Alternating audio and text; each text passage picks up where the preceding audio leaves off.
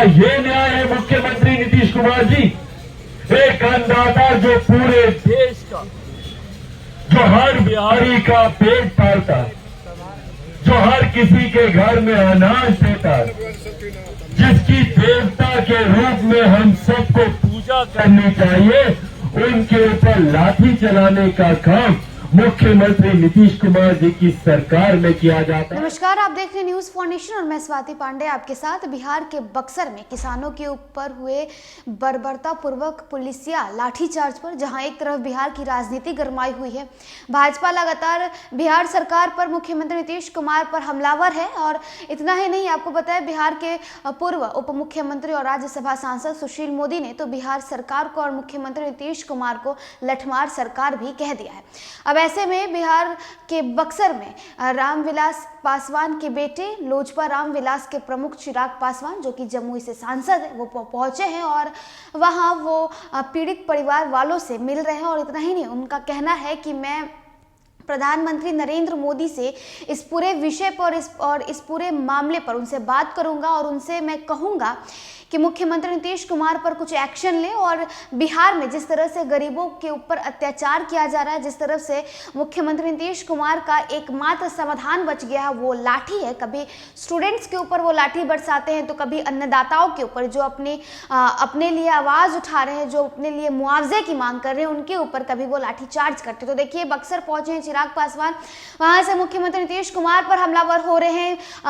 पुलिसिया लाठी चार्ज की वजह से जो किसान घायल हुए हैं, उन घायल किसानों के परिवार वालों से मिल रहे हैं और किस तरह से मुख्यमंत्री नीतीश कुमार के समाधान यात्रा पर भी सवाल उठा रहे हैं। कह रहे हैं कि उनकी ये कैसे समाधान यात्रा है जिसमें वो लोगों की और जनता की परेशानियों का समाधान ही नहीं कर पा रहे हैं। उनके पास सिर्फ और सिर्फ एक समाधान बच गया है और वो है लाठी। जब उनके खिलाफ कोई आवाज उठाता है तो वो उसके ऊपर लाठी उठा देते हैं। तो सुनिए क्या कुछ कह रहे हैं चिराग पासवान, छोड़े जाते हैं आपको उनकी पूरी बात। आने वाले हमारे किसान भाई, उनकी जमीन ली जाती, जमीन के बदले उनको जमीन दी जाए, उनका पुनर्वास किया जाए। अगर वो इस जायज मांग को लेकर, जो उनका हक है, जो उनका अधिकार है, अगर उसकी मांग रखते हैं तो क्या गलत बात कर रहे हैं? क्यों नहीं इस मांग को पूरा किया जाना चाहिए? पर अफसोस तब होता है जब इन जायज मांगों को पूरा करने की बजाय प्रशासन उल्टा हमारे अन्नदाताओं को प्रताड़ित करता है। और प्रताड़ना की सीमा देखिए, घर में घुसकर हमारी माँ बेटियों को, हमारी बहनों के ऊपर लाठियां चलाई जाती है, छोटे छोटे बच्चों के ऊपर लाठियां चलाई जाती है, उन्हें गिरफ्तार किया जाता है। ये समस्या का समाधान है? क्या ये न्याय है मुख्यमंत्री नीतीश कुमार जी? एक अन्नदाता जो पूरे देश का, जो हर बिहारी का पेट पालता है, जो हर किसी के घर में अनाज देता है, जिसकी देवता के रूप में हम सबको पूजा करनी चाहिए, उनके ऊपर लाठी चलाने का काम मुख्यमंत्री नीतीश कुमार जी की सरकार में किया जाता है। इससे ज्यादा शर्मनाक और निंदनीय घटना और कोई नहीं हो सकती। जो आपको 2 वक्त की रोटी देता, आप उसके ऊपर लाठी चलाते मुख्यमंत्री जी। 2 दिन भूखा रहकर देखिए मुख्यमंत्री नीतीश कुमार जी, आपको पता चल जाएगा कि किसानों की क्या अहमियत है। 2 वक्त की रोटी के बिना एक दिन गुजार के देखिए मुख्यमंत्री नीतीश कुमार। इन तस्वीरों को देखकर किस तरीके से यहाँ पर पुलिस ने गुंडागर्दी दिखाते हुए हमारे किसान भाइयों के परिवारों को पीटने का काम किया। क्यों नहीं तमाम पुलिस कर्मियों के ऊपर कार्रवाई होनी चाहिए? क्यों नहीं तमाम अधिकारियों के ऊपर कार्रवाई होनी चाहिए? और इसके लिए मैं आग्रह करूंगा डीजीपी महोदय से, आग्रह तो मैं हमारे प्रदेश के गृह मंत्री से भी करूंगा, जो कि संजोग से हमारे मुख्यमंत्री ही हैं, कि अगर उनके पास फुर्सत हो तो अपने विभाग के अधिकारियों के इस कुकर्मियों के ऊपर भी वो दृष्टि डालें। देखें कि किस तरीके से उनके विभाग के अधिकारी हमारे आम बिहारियों को प्रताड़ित करने का काम कर रहे हैं। हमारे किसान भाइयों को प्रताड़ित करने का काम कर रहे हैं। तुरंत हमारे साथियों के ऊपर मुकदमे करने की तो फुर्सत है इनके विभाग के लोगों को, पर मुकदमा करना है तो सबसे पहले उन अधिकारियों के ऊपर मुकदमा करें जो देर रात हमारे घर में घुसकर हमारी माताओं बहनों के साथ इस तरीके का दुष्कर्म करने का काम करते हैं। साथियों, आज यहाँ पर मैं सिर्फ आप लोग के बीच भाषणबाजी करने नहीं आया, मैं सही मायनों में आप लोगों से वास्तु स्थिति की जानकारी लेने यहाँ पर आया हूँ, ताकि उस जानकारी को मैं उचित मंचों तक पहुंचाने का काम करूं।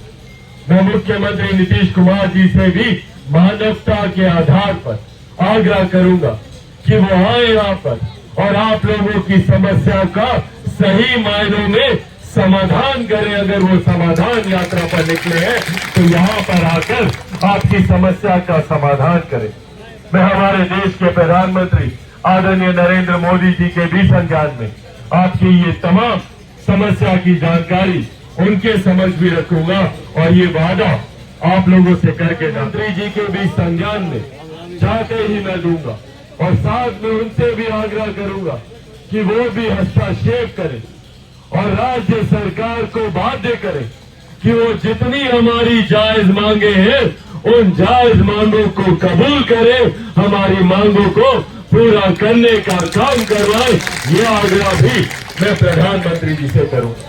पर साथ में आज इस मंच के माध्यम से सबसे प्रमुखता से मैं ये मांग रखता हूं कि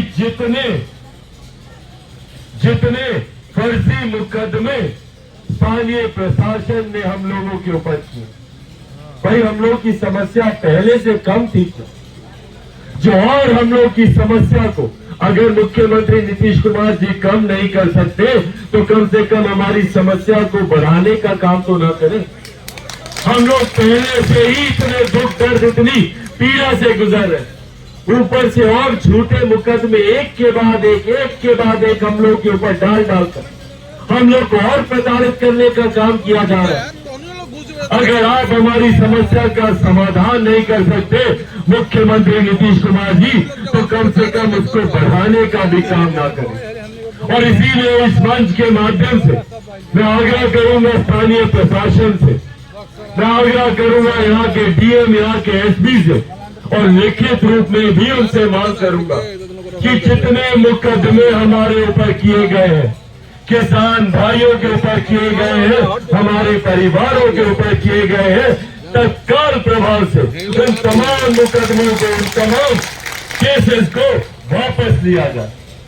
और मैं डीजीपी महोदय से भी आग्रह करूंगा, लिखित रूप में उनसे आग्रह करूंगा कि आए और आकर यहाँ पर खुद निरीक्षण करें, देखें यहाँ पे कि भैया किस तरीके से झूठे मुकदमे यहाँ पर किए जा रहे हैं। भाई किसने नहीं देखे वो वीडियोस, किसने नहीं देखे वो तस्वीरें कि किस तरीके से पुलिस, स्थानीय थाने के अधिकारी, यहाँ के पुलिसकर्मी देर रात घर में घुसकर किस तरीके से माताओं बहनों को पीटने का वो लोग काम कर रहे हैं।